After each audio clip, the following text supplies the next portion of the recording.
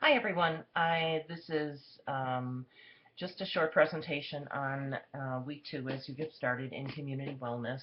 I want to point out the areas that I want you to pay particular attention to as you read in the textbook. And again, this is the week that you're going to be learning about community assessment or our windshield survey that you're going to be participating in. And again, remember that your particular site will be your zip code area that your practicum site is included in. So the first thing that you want to get a feel for first are certainly 3 areas. We want to look at the people, the place, and the function of the community. And you'll see a lot of elements when you look at the description of the windshield survey in the assignments area on Angel. Also, look at page 220 in your textbook, and that gives you, again, another description of the windshield survey guidelines and the elements that you want to pay particular attention to. So, you're going to be looking at things like the politics that are present in the area. You're looking at schools. You're certainly describing the people as to their race and ethnicity. There is one area beyond where the photos are taken that asks you for demographics, so you can look at things like gender and occupation, marital status. Um, One of the elements that you're looking at too are whether people are owning their own properties or renting.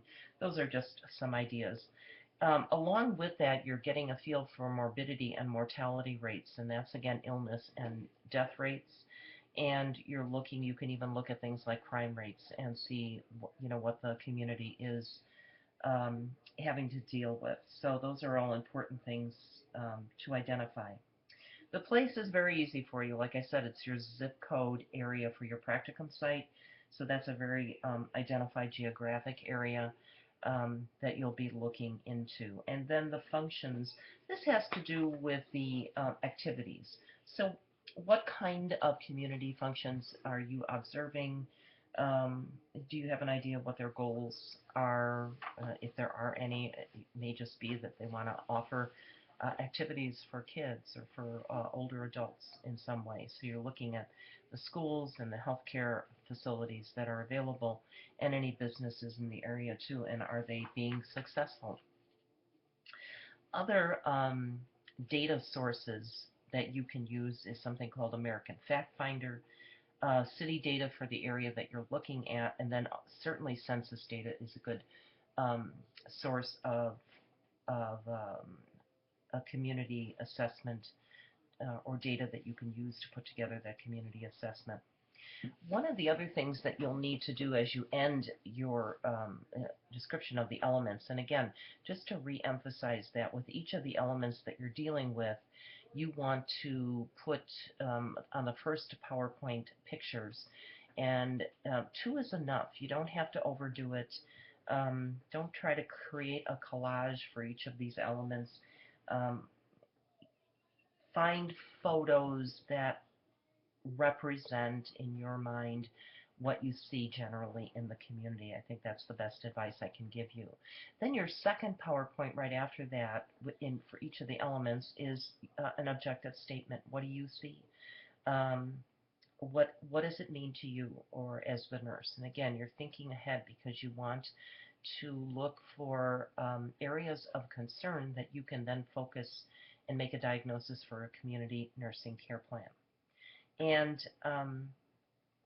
and then you want to provide statistics. So, very simply, let's look at crime rate.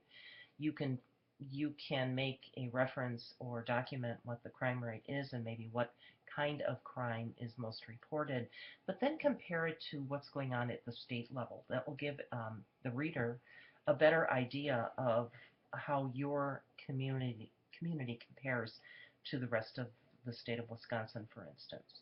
Um, Another set of aspects that you want to look at are what are called um, status, structure, and process. And these are very 3 common characteristics when we look at the community. So our status, um, some of these, again, we've will be reiterated from what I talked about with the residents or people. The status again involves morbidity and mortality rates. And again, those social kinds of things like crime rates, that's another aspect as I talked about. But that really is what the status of the community means. Um, you could look at mental health indices. So, are we seeing um, an increased rate of diagnosis of some kind of mental health issue? One that has come across prevalently in the last couple of semesters when I've looked at these community assessments is the rate of drug use in communities. That's been, in a number of them, has been something that has been apparent. So think about things like that.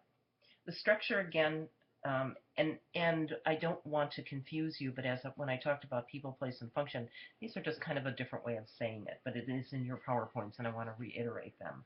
So structure again is the services and resources in the community, um, and to kind of fill that out more, you could look at the number of health facilities that are available, how many number of beds do they have, how many emergency department visits are made in a specified period of time. Um, what's the manpower? Do we have enough nurses and physicians in this area? And you can see a very um, stark difference between urban availability and then in the rural areas where we have these smaller hospitals. Um,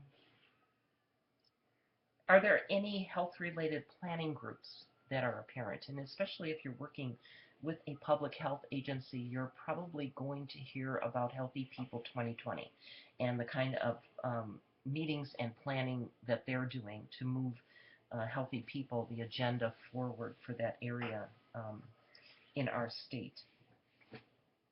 And then we want to look at process. And again, has to do with community functioning. And do you get a sense that there's a commitment to community health planning? What are the resources that are available to the residents? Is there grant money coming in?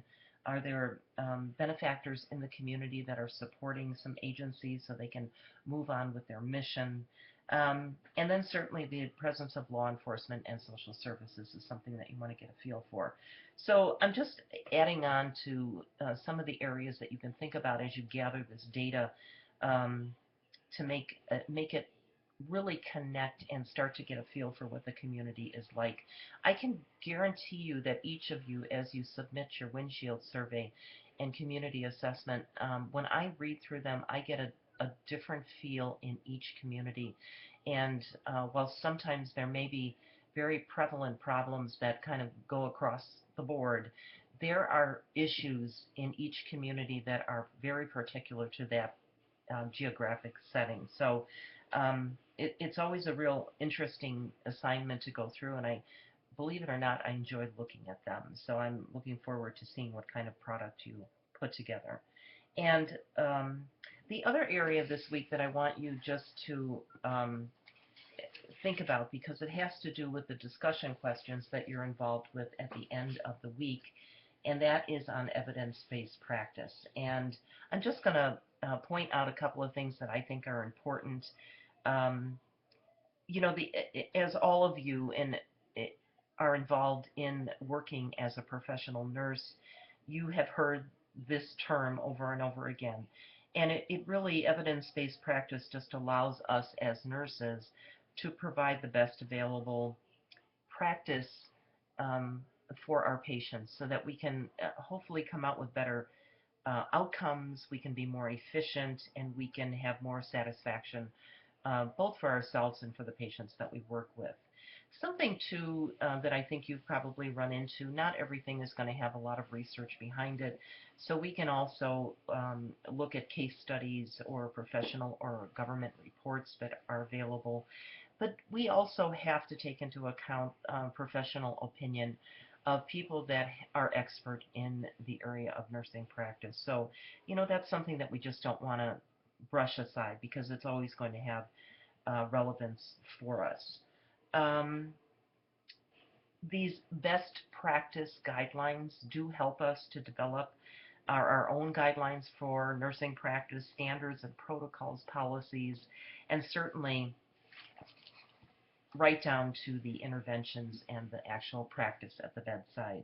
So when we look at implementing evidence-based practice, again, the steps that we go through, what is the clinical problem? We want to get out there and collect the best and most relevant data. Um, if you look at the PowerPoints for this week, it talks about how meta-analysis articles or literature is the best for us because it takes many articles and puts them or the findings all together. So that can really give us a lot of data in one journal article that we're looking at. Um, some things too that we have to be careful of, the evidence or the data that we're getting from the literature, is it reliable? And what does that mean? It means that are the results, when we look at research findings, consistent from one study to the next? Or is there one out there that's just way out of the league and really doesn't seem to make sense? So we may not want to take that one into consideration. And this has to do with critically appraising the data and the evidence. And also, are the findings valid? So, is the is the research study actually measuring what we want it to measure? And that's important. So think about those two concepts, and those are called reliability and validity, and they are certainly important when we're using evidence-based practice. Then, after we gather all this data, we're putting or we, and probably if you're working in maybe a group that's making these kinds of decisions, you're making a real clinical decision about changing practice and integrating this into what we do every day for our patients. Um, some of the barriers, and these are things too that I want you to think about as you answer your discussion questions. Maybe we don't have very reliable data. Maybe it's the quality can be inferior. Um, Maybe it's difficult to access the kind of research that we want. And then there's always the cost. That's always an issue. Um, some, you know, Scholars in this area think that one of the negative pieces of evidence-based practice is that it's going to make a cookbook approach. And I think just like we develop standards of care and individual plans of care for the kind of patients we were taking care of, we always have that availability of making things specific and tailored to each of the patients we work with. And that's important. And then, again, do we have the resources to implement what we're trying to do? So think about those facts when you answer your discussion questions this week. And one thing I just want to emphasize, when you're answering or posting, make sure that you reference your statements either from our textbook or other kinds of literature that you're using APA format, so I can give you credit for that scholarly aspect of the discussion. Um, One thing, after I have a face-to-face group that's a week ahead of you, and one thing after I read through their post this week, because theirs were on evidence-based practice, I wanted you to think, and I'm asking them when I have class tonight, is who's doing this at your facility? Are there a group of nurses that are assigned to this task? Is everyone involved in it? How much input does the nurse on the unit or in the agency or clinic where they worked, how much input do they have into these decisions? I just thought, as we talk so much about this, how is it being implemented on a day-to-day basis? That would be certainly important to think about. So keep in touch. Let me know if you have any questions. Please work on your community assessment windshield survey. If you, again, have any issues that come out or you're just kind of struggling with something, please give me a phone call or email me.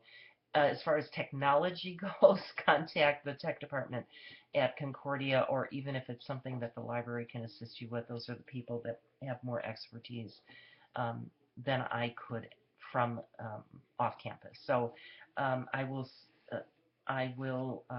touch base with you again next week, just to get you thinking about assignments too. Also, don't forget about your environmental report.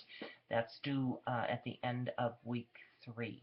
And it will tie in very nicely because right after that, the content will focus on epidemiology, but our first area to tackle will be environmental health, and that's going to be a lot of, or it's very interesting to read through the um, the data or the comments from your text, and then think about what you've worked on with your environmental article review. So that's all for now.